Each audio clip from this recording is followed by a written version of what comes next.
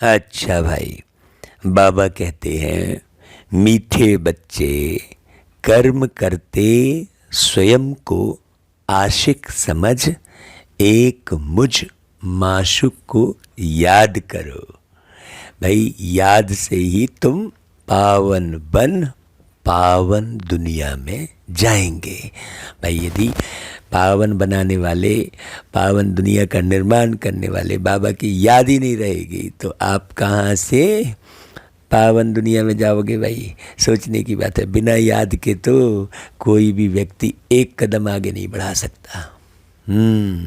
तो पावन दुनिया में जाने की बात कितनी अलग है। सोचो कितना बाबा की याद में रहना पड़े, हर सेकंड श्वासों श्वास, हर संकल्प बाबा की याद में निकले। महाभारत लड़ाई के समय पर तुम बच्चों को बाप का कौन सा हुक्म व फरमान मिला हुआ है, क्योंकि महाभारत लड़ाई स्थूल में तो लगनी ही है ना भाई। उस समय तुम कौन सी श्रीमत का पालन करोगे तो तुम बचे रहोगे। बच्चे, बाप का हुक्म व फरमान है, देही अभिमानी बनो। हाँ, सब कुछ देखते भी केवल एक बाबा की याद में रहना ही देही अभिमानी कहलाएगा।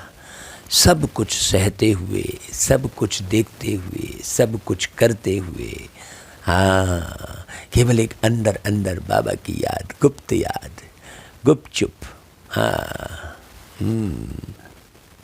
और ऐसे याद में रहकर सबको संदेश दो। क्या संदेश दो भाई? अब बाप और राजधानी को याद करो, ऐसा सबको संदेश दो। अपनी चलन को सुधारो, बहुत बहुत मीठे बनो, कोई को दुख मत दो, याद में रहने की आदत डालो और स्वदर्शन चक्रधारी बनो। कदम आगे बढ़ाने का पुरुषार्थ करो। ऐसे नहीं कि हम तो समझ गए, नहीं भाई, आपकी सेवा हद से उठकर बेहद में होनी चाहिए। अपने ही घर परिवार में फंसे हो, अपने ही रिश्ते नातों में फंसे हो, नहीं, हद से उठकर बेहद में सेवा हो, क्योंकि तुम्हें सारे जग का कल्याण करना है भाई। तो जितनी ज़्यादा बाबा की याद रहेगी उतना ही आप सारी दुनिया का कल्याण कर पाओगे। अपने पसंद नापसंद की याद रहेगी, रिश्ते नातों की याद रहेगी। पक्की बात है, यदि पसंद नापसंद के चक्कर में पड़ोगे तो तुम्हें वही याद आता रहेगा।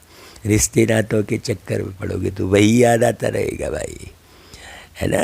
तो बहुत अच्छी समझने की बात है। ओम शांति। बच्चे बैठे हैं बाप की याद में, ऐसा तो कोई सत्संग नहीं है जहाँ कोई बैठे और कहे कि सब बच्चे बैठे हैं बाप की याद में। आज तक कोई सत्संग में ऐसा कोई बोल ही नहीं सकता।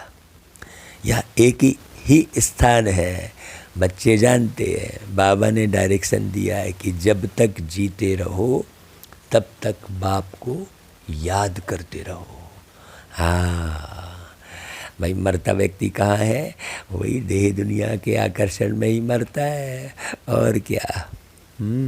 इसलिए जीते रहो, जीते रहो जो शब्द कहा है बाबा ने, बड़ी वंडरफुल बात है। हाँ, मतलब मरते तो हो ही नहीं, ये बुद्धि में पक्का हो जाए। भाई मरते नहीं हो तो भय सदा के लिए समाप्त हो जाएगा।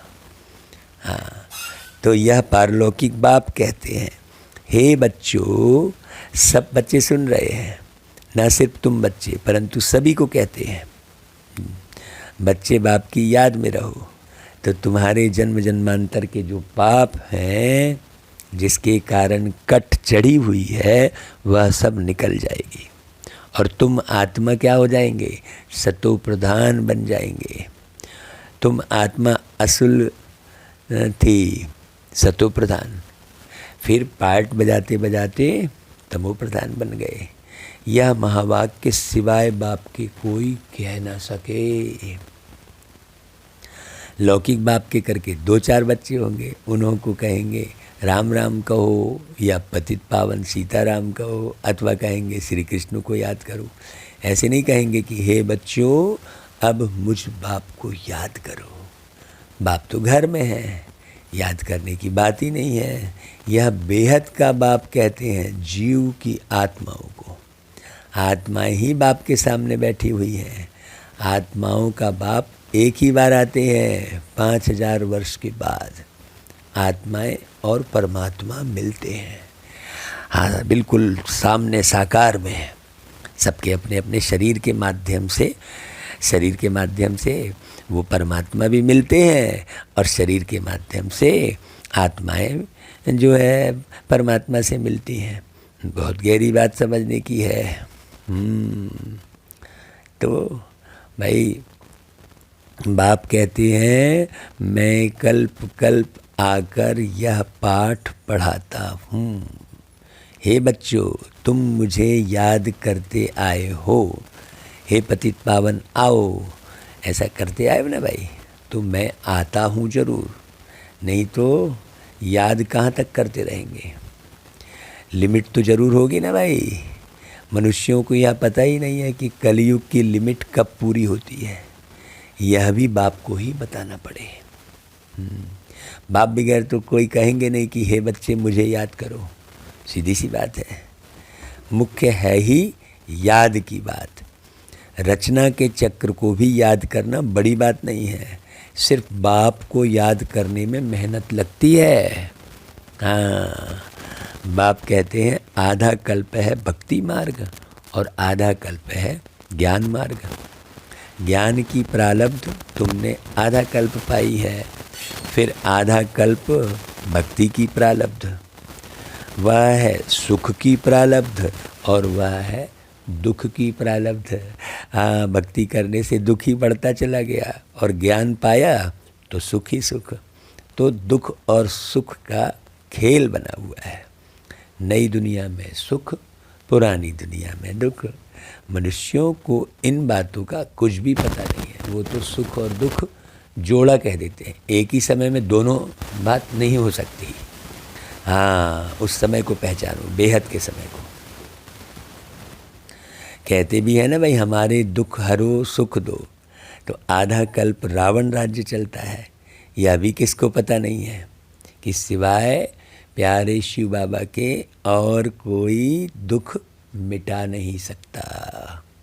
ये किसको भी नहीं मालूम है कि शिव बाबा कैसे आते हैं और कैसे दुख मिटाते हैं। क्या विधि है दुख मिटाने की, है ना भाई, किसी को पता ही नहीं है।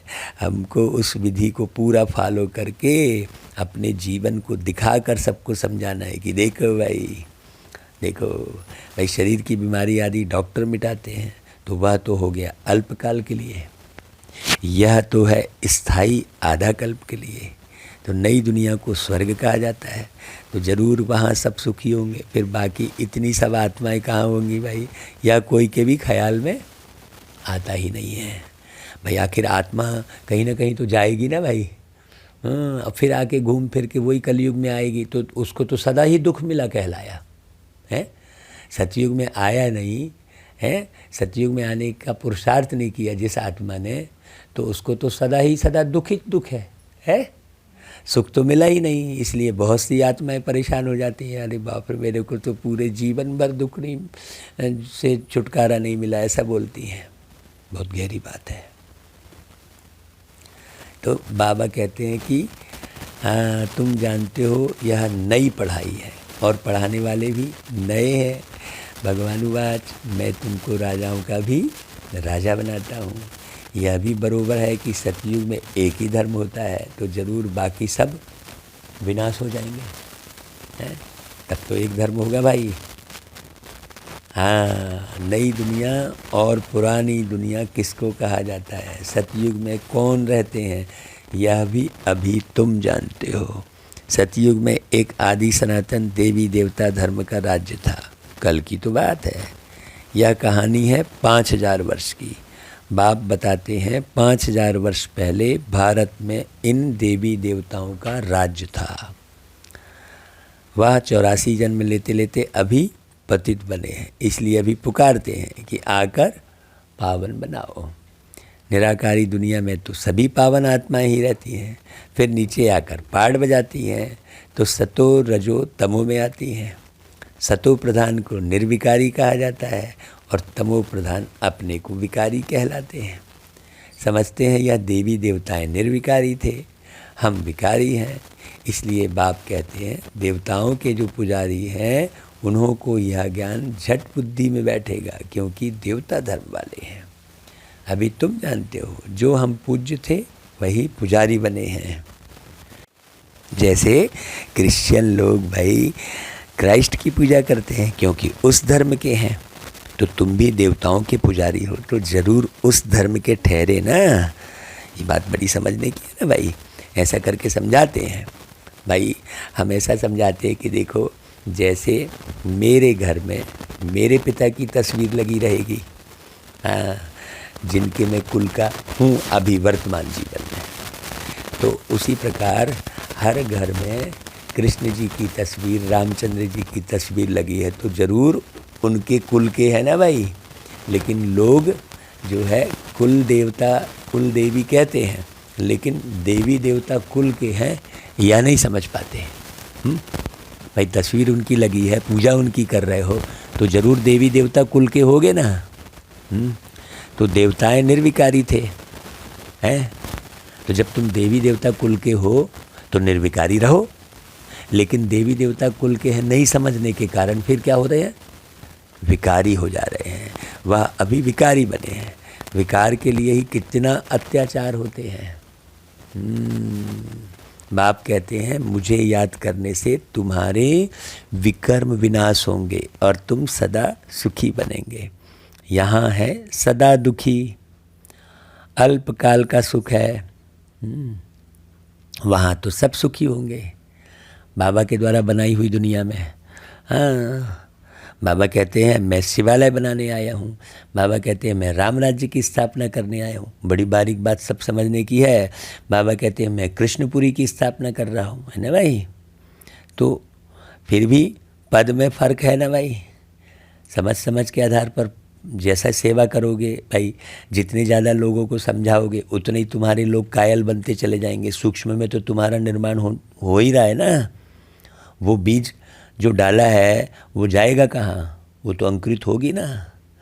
तो कितनी प्रजा बनेगी, जितनी ज़्यादा तुम्हारी प्रजा बनेगी उतने ही तुम ऊँचे राजा बनोगे। हाँ, यहाँ कोई नाम रूप से जान पहचान बनी रहे ऐसा थोड़ी है। यहाँ के नाम रूप से जान पहचान बने रहने की ज़रूरत नहीं है। आत्माओं में ज्ञान का बीज पड़ गया तुम्हारे द्वारा अच्छे ढंग से, तो उन्हें वो बीज अंकुरित हो सकता है, कभी भी याद आ जाएगा। हाँ, कि देखो ऐसा था, और वो तुम्हारे राजपाट में आ जाएगा। तो कितना बड़ा कल्याण हो जाएगा भाई। सतयुग में वो आत्मा आ जाएगी तो, नहीं तो बेचारे को फिर वापस घूम के वही दुख धाम में ही आना पड़ेगा। तो कितने बड़े कल्याण का कार्य है ये। बाबा का कार्य कोई छोटा है क्या, सोचने की बात है। तो पद में फ़र्क हो जाता है ना। क्यों पद में फ़र्क हो जाता है, क्योंकि तुम अपनी प्रजा बना नहीं रहे हो। हाँ, सुख की भी राजधानी है, दुख की भी राजधानी है। बाप जब आते हैं तो विकारी राजाओं की राजाई भी खत्म हो जाती है। जैसे ही बाबा धरती पर आते हैं तो विकारी राजाओं की राजाई खत्म हो जाती है भाई, प्रजा का राज्य हो जाता है। प्रजातंत्र स्थापित हो जाता है, राजतंत्र पूरा ख़त्म हो जाता है। क्यों? क्योंकि जो विषय विकारों में उलझा फंसा है वो काहे का राजा है। बहुत गहरी बात है। तो भाई बाप जब आते तो राजाई खत्म हो जाती, क्योंकि यहाँ की प्रारब्ध पूरी हो गई है। स्पष्ट है ना, दिखाई दे रहा है।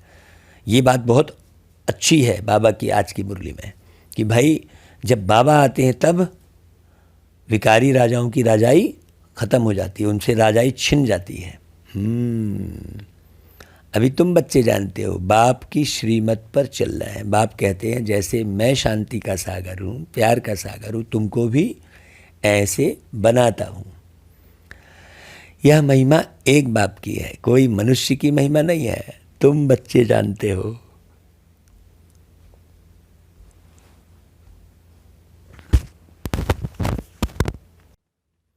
क्या जानते हो भाई तुम बच्चे कि अब बाप की श्रीमत पर चलना है। बाप कहते हैं कि भाई हम आत्माएं भी जब परम धाम में रहती हैं तो पवित्र हैं। तो तुम बच्चे जानते हो कि बाबा पवित्रता का सागर है। तो यह ईश्वरी नॉलेज तुम बच्चों के पास ही है और कोई जान न सके। जैसे ईश्वर ज्ञान के सागर हैं, स्वर्ग का वर्षा देने वाले हैं, उन्हें बच्चों को आप समान भी जरूर बनाना है। पहले तुम्हारे पास बाप का परिचय नहीं था, अभी तुम जानते हो। परमात्मा जिसकी इतनी महिमा है वह हमको ऐसा ऊंच बनाते हैं तो अपने को ऐसा ऊंचा बनाना पड़े। कहते हैं ना, इनमें दैवी गुण बहुत अच्छे हैं, जैसे कि देवता है, ऐसा बोलते हैं ना भाई। ये तो बिल्कुल देवता जैसा है, ऐसा बोलते हैं ना भाई। तो किसका शांत स्वभाव होता है, किसको गाली आदि नहीं देता है, तो उनको अच्छा आदमी कहा जाता है। परंतु वह बाप को, सृष्टि चक्र को तो नहीं जानते ना। सोचने की बात है। अच्छा आदमी है ठीक है, लेकिन अपनी ज़िंदगी कैसे बनाए हैं भाई। तुम अच्छे हो, अच्छे बस होने से थोड़ी काम हो जाएगा है। तुम्हें पूरे सृष्टि चक्र का ज्ञान भी होना चाहिए, तब तो तुम उसका फ़ायदा ले सकोगे भाई। एक एक बात बाबा कितनी प्यारी उठाते हैं भाई। अब बाप आकर तुम बच्चों को अमरलोक का मालिक बनाते हैं। नई दुनिया का मालिक बाप बगैर कोई बना नहीं सकता। यह है पुरानी दुनिया और वह है नई दुनिया। वहाँ देवी देवताओं की राजधानी होती है, कलयुग में वह राजधानी है नहीं। बाकी अनेक राजधानियाँ हैं, लेकिन देवी देवताओं की राजधानी तो है नहीं ना भाई। अब फिर अनेक राजधानियों का विनाश हो और एक देवी देवताओं की राजधानी स्थापन होनी है। जरूर जब राजधानी नहीं हो तब बाप आकर स्थापन करें। ऐसे तो ढेर राजधानियाँ हैं, अलग अलग देश की अलग अलग राजधानी, अलग अलग राज्य की अलग अलग राजधानी है, लेकिन एक देवी देवताओं की राजधानी कहाँ है भाई। है, सोचने की बात है। तो वो तो सिवाय बाप के और कोई कर ना सके भाई। तुम बच्चों को बाप में कितना लव होना चाहिए, जो बाप कहेंगे सो करेंगे जरूर, ऐसा रहना चाहिए। एक तो बाप कहते हैं भाई मुझे याद करो और फिर सर्विस करो, दूसरों को रास्ता बताओ सबको। रास्ता बताने का उपाय करो भाई, ताकि बल्क में एक साथ आप रास्ता बता सको, है ना भाई। हाँ, देवी देवता धर्म वाले जो होंगे उनको असर पड़ेगा ज़रूर। हाँ, हम महिमा करते हैं एक बाप की। बाप में गुण है तो बाप ही आकर हमको गुणवान बनाते हैं। बाप कहते हैं बच्चे बहुत मीठा बनो, प्यार से बैठ सबको समझाओ अच्छे से, है ना भाई। इसलिए बाबा ने गीतों की रचना भी कराई भाई। कई गीत सुन के बड़े प्यार से सुनते हैं गीत। तो भगवान उवाच मामे कम याद करो तो मैं तुमको स्वर्ग का मालिक बनाऊंगा। तुम्हें अब आप वापस घर जाना है। पुरानी दुनिया का महाविनाश सामने खड़ा है। आगे भी महाभारी महाभारत लड़ाई लगी थी, भगवान ने राजयोग सिखाया था। ये पूरा रिपीट हो रहा है, अच्छे से समझना, नहीं तो कई सोचते हैं अरे ठीक है होगा कोई। पूरा पूरा पक्का नहीं बैठता है। पक्का बैठे तो कि पूरा इसी में लग जाए, दूसरा कुछ ख्याल ही ना आए। हाँ, अब अनेक धर्म है। सतयुग में एक धर्म था जो अब प्राय लोप हो गया है। अब बाप आकर अनेक धर्मों का विनाश कर एक धर्म की स्थापना करते हैं। बाप समझाते हैं मैं यह यज्ञ रचता हूँ अमरपुरी जाने के लिए, है ना भाई। और अमरपुर जाने के लिए क्या करते हैं बाबा, तुमको अमरनाथ की कथा सुनाते हैं, अमर कथा सुनाते हैं। अमर लोक जाना है तो मृत्यु लोक का जरूर विनाश होगा। बाप है ही नई दुनिया का रचयिता, तो बाप को जरूर यहाँ ही आना पड़े। पुरानी दुनिया में, नई दुनिया में थोड़ी आएंगे भाई। अब तो विनाश ज्वाला सामने खड़ी है, फिर समझेंगे तो आप सच कहते हो बरोबर, यह वही महाभारत लड़ाई है, ऐसा कहेंगे फिर जब समझेंगे तो। यह नामी गिरामी है तो जरूर इस समय भगवान भी है। भगवान कैसे आते हैं यह तो तुम बता सकते हो, तुम सबको बताओ कि हमको तो डायरेक्ट भगवान समझाते हैं। वह कहते हैं तुम मुझे याद करो। सतयुग में तो सभी सतो प्रधान है, अभी तमो प्रधान है। अब फिर सतो प्रधान बनो, अब मुक्ति जीवन मुक्ति में आओ। तो बाप कहते हैं सिर्फ मेरी याद से ही तुम सतो प्रधान बन सतो प्रधान दुनिया का मालिक बन जाएंगे। हम रूहानी पंडे हैं, यात्रा करते हैं मन मना भाव की। बाप आकर ब्राह्मण धर्म सूर्यवंशी चंद्रवंशी धर्म स्थापन करते हैं। बाप कहते हैं मुझे याद नहीं करेंगे तो जन्म जन्मांतर के पापों का बोझा उतरेगा नहीं। यह बड़े ते बड़ा फुरना है। कर्म करते धंधा करते, मेरे आशिक मुझ मासूक को याद करो। हर एक को अपनी पूरी संभाल करनी है। बाबा ने क्या बोला? हर एक को अपनी पूरी संभाल करनी है, कोई दूसरा नहीं संभालेगा आपको। हाँ नहीं, दूसरा मनाते बैठा रहे ऐसा थोड़ी है। हाँ वो गीत गाते हैं तुम रूठी रहो मैं मनाता रहूँ, है ऐसा थोड़ी। ऐसा नहीं होना चाहिए। हाँ अपनी संभाल पूरी खुद करनी है। कहीं रूठना रूसना मूंझना है ना भाई, अपना मूड ऑफ करना ऐसा नहीं होना चाहिए। बाप को याद करो। अगर रूठेंगे मूंझेंगे रूसेंगे मूड ऑफ करेंगे किसी वस्तु व्यक्ति वैभव में उलझेंगे, तो बाबा की याद नहीं कर पाएंगे। इसलिए बाबा ने कहा कि भाई कहीं आप जो है उलझो फंसो नहीं, अपनी संभाल खुद करो, बाबा को याद करो। अपनी संभाल कैसे कर पाएंगे? जब बाबा को याद करेंगे, कोई पतित काम नहीं करेंगे, तब आप अपनी संभाल कर पाएंगे। घर घर में बाप का संदेश देते रहो। देखो कि भारत स्वर्ग था, लक्ष्मी नारायण का राज्य था, अभी नर्क है, ये नई बात है। ये सुनाते रहना है। नर्क के विनाश के लिए यह वही महाभारत लड़ाई है। जब पूरी लड़ाई लग जाएगी तब फिर अखरेगा, अरे यार हम सुना नहीं पाए लोगों को, हम तो वो कमाई जमा नहीं कर पाए, है ना भाई। हाँ लड़ाई तो ज़रूर लगनी है, सरकमस्टांस तो पूरे बिगड़ रहे हैं भाई। आदमी को ये नहीं सोचना चाहिए अरे ऐसे तो कई बार जो है अणुपरमाणु बम गिरे हैं और ऐसा हुआ है, और कई बार जो है तूफान आए हैं। कई लोग इसी में उलझ जाते हैं, अरे सुनामी लहर भी देखे हैं हमने, सब देखे हैं, ऐसा कुछ नहीं है। उनको ये नहीं मालूम है कि बेहद की लड़ाई भी लगने वाली है, सारा चौपट होने वाला है। जब सब चौपट हो जाएगा तब अखरेगा। अभी तो ये ख्याल करते रहते हैं अरे ऐसा तो हमने कई बार देखा है। तो बाबा कहता है कि अब देही अभिमानी बनो। बाप का फरमान है मानो व न मानो। हम तो आए हैं तुमको संदेश सुनाने, बाप का हुक्म है सबको संदेश सुनाओ। बाप से पूछते हैं कौन सी सर्विस करें, अरे बाबा कहते हैं संदेश देते रहो भाई। बाप को याद करो, राजधानी को याद करो, अंतमति सुगति हो जाएगी।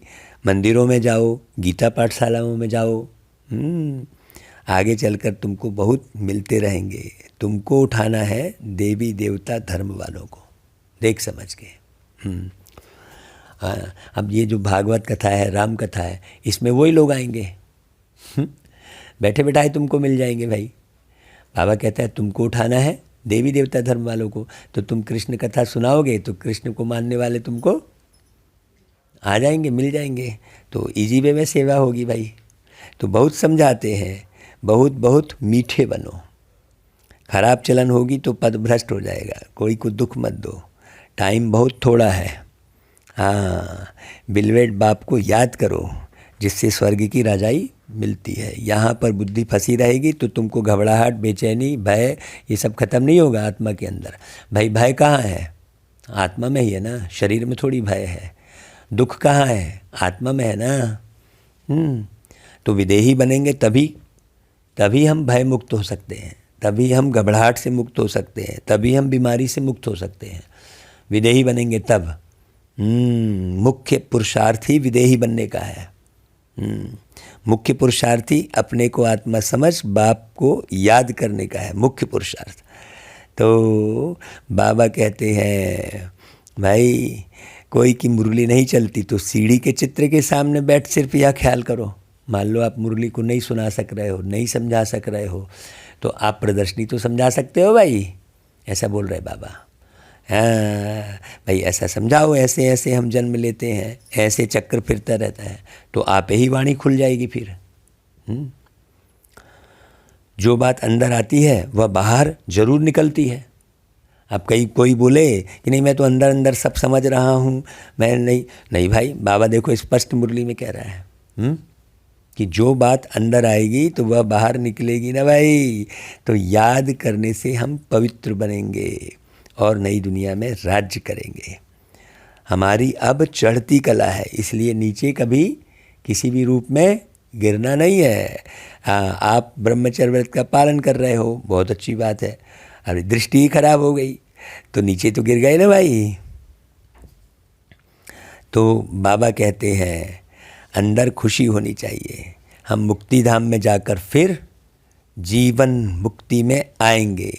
बड़ी ज़बरदस्त कमाई है। धंधा धोरी भल करो, सिर्फ बुद्धि से याद करो। हाँ, याद की आदत पड़ जानी चाहिए। स्वदर्शन चक्रधारी बनना है। आदत काहे की पड़नी चाहिए? याद की। अब देखो आदत कौन कौन सी पड़ी हुई है। हाँ, अच्छे से जांच करना चाहिए। याद की आदत पड़ी है, देखो आदत कह रहे हैं बाबा। तो फिर क्या है, आपको याद की आदत पड़ेगी ना, तो फिर अलग से आपको समय देने की ज़रूरत नहीं पड़ेगी, क्योंकि आपको आदत ही पड़ गई है याद करने की। जब बैठे तब चल भी रहे हैं, फिर भी रहे हैं, किसी से बात भी कर रहे हैं, तो भी याद किसकी आ रही है?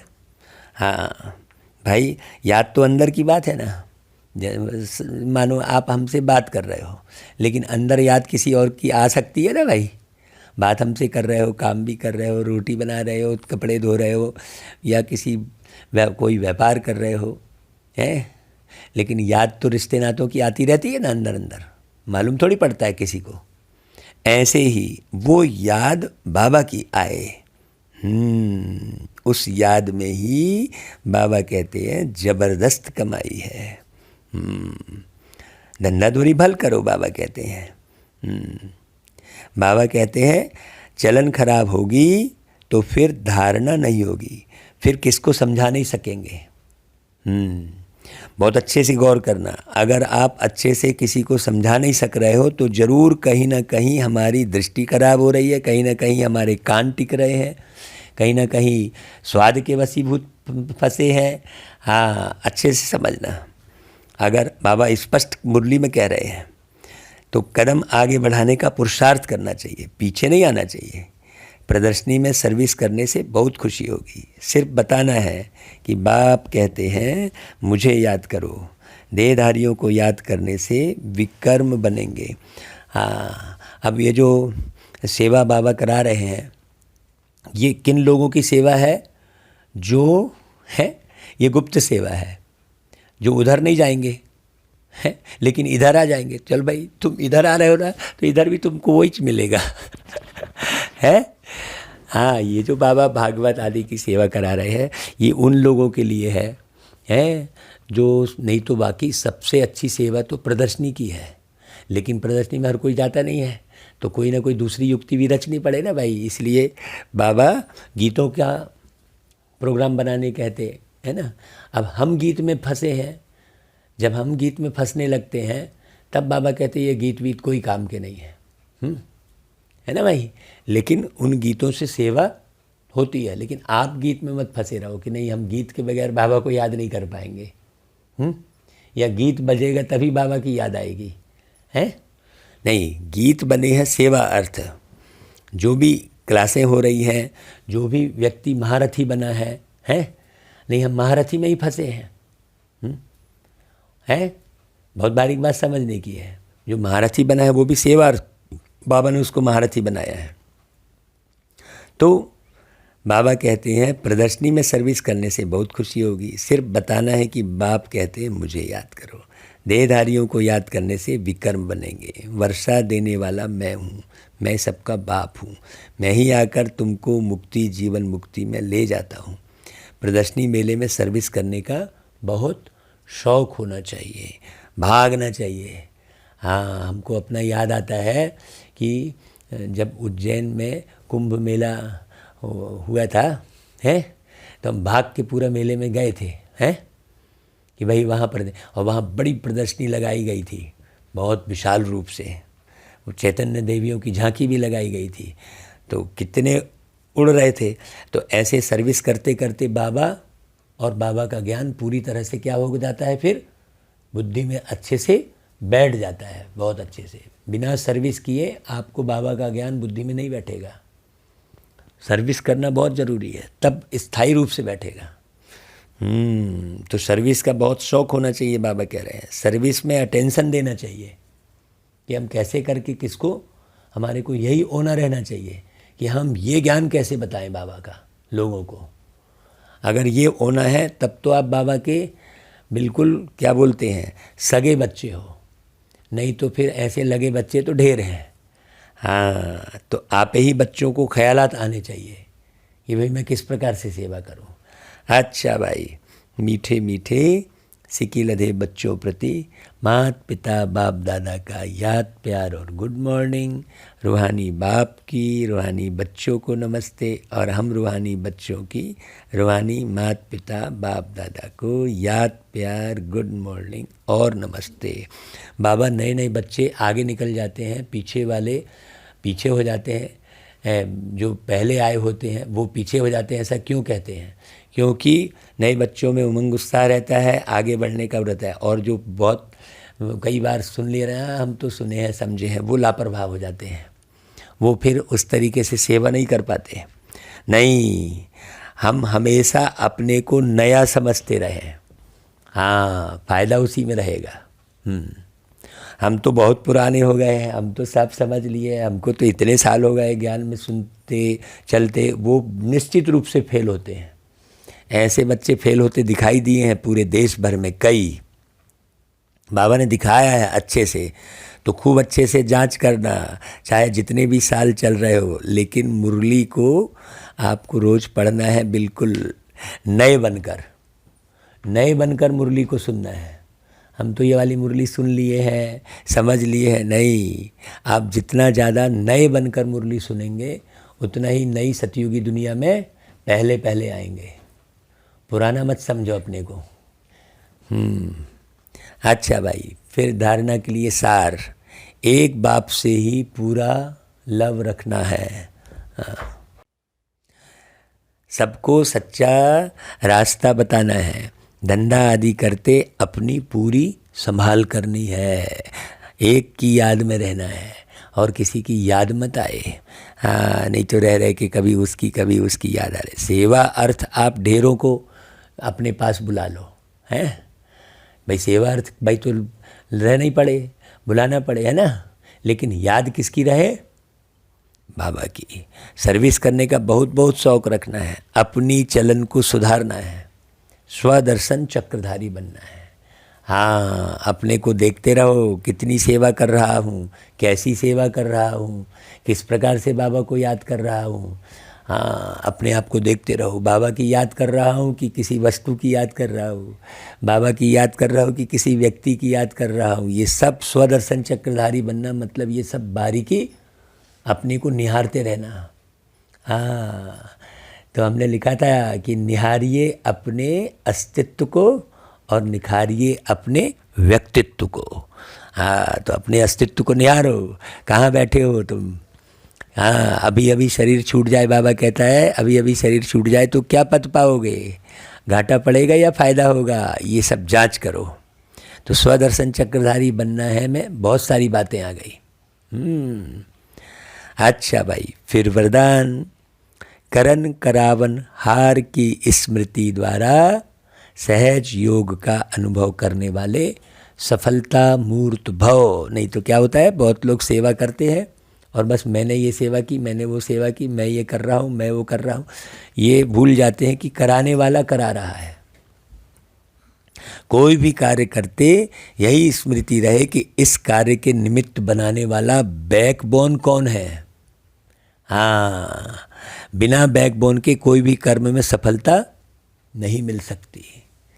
हाँ, बैकबोन आपका कौन है, कितना पावरफुल है। आपने देहधारियों को याद किया कि उसकी वजह से मैं आगे बढ़ा, उसकी नहीं, प्यारे बाबा है बैकबोन में, शिव बाबा है सबसे ताकतवर है। इसलिए कोई भी कार्य करते सिर्फ यह सोचो कि मैं निमित्त हूँ, कराने वाला स्वयं सर्वसमर्थ प्यारा शिव बाबा है। यह स्मृति में रख कर्म करो तो सहज योग की अनुभूति होती रहेगी। हाँ, नहीं तो फिर लगेगा वाह मैंने तो बहुत अच्छा समझाया। हाँ भाई, दुनिया वाले बोले ठीक है, लेकिन वो मुझे नहीं रहे भान, नहीं तो आगे रुक जाएगी सेवा, आगे आप समझा ही नहीं पाओगे। फिर बाबा क्या कहेगा, अच्छा तुम समझा रहे हो क्या, समझा लो चलो। हाँ, फिर आप एक लाइन नहीं समझा पाओगे। जहाँ मैंने समझाया, मैंने गीत गाया, मैंने गीत लिखा, मैंने ये काम किया, तो वहाँ सूक्ष्म में रहता है वो मैंपन। अब बाहर से भले बाबा करा रहा है कह देते हैं, लेकिन वो अंदर सूक्ष्म में मैंपन रहता है। उस सूक्ष्म जो मैंपन है उसको ख़त्म करना। ये मैंपन जल्दी ख़त्म नहीं होता है। हाँ, कभी अपनी ही देह का आकर्षण आ जाता है, कभी पराई देह का आकर्षण आ जाता है। आप दर्पण के सामने जाकर खड़े होते हो तो देखो अपनी देह में आकर्षित हो रहे हो क्या। वो देह भान का जो मैंपन है वो महादुखदायी है, वो तुम्हें आगे नहीं बढ़ने देगा। तो यह स्मृति में रख कर्म करो। फिर यह सहज योग वहाँ सहज राज्य कराएगा। यहाँ का जो सहज योग है आपको सहज वहाँ पर ऊंचा पद दिलाएगा। यहाँ के संस्कार वहाँ ले जाएंगे। अच्छा भाई, फिर स्लोगन, इच्छाएं परछाई के समान है। हाँ, आप पीठ कर दो तो पीछे पीछे आएंगी। हाँ, इसलिए इच्छा और अपेक्षा, भाई अपने आप को चेक करो। हाँ, कि भाई इच्छा कौन सी इच्छा है। सतयुग में ऊंच पद पाने की इच्छा बेस्ट है। जब ये इच्छा रहेगी अंदर में, दृढ़ इच्छा शक्ति जिसको कहेंगे कि भाई मुझे सतयुग में महाराजा बनना है, तो उसी अनुसार आपकी फिर सेवा होगी। है कि नहीं भाई। अच्छा भाई, ओम शांति।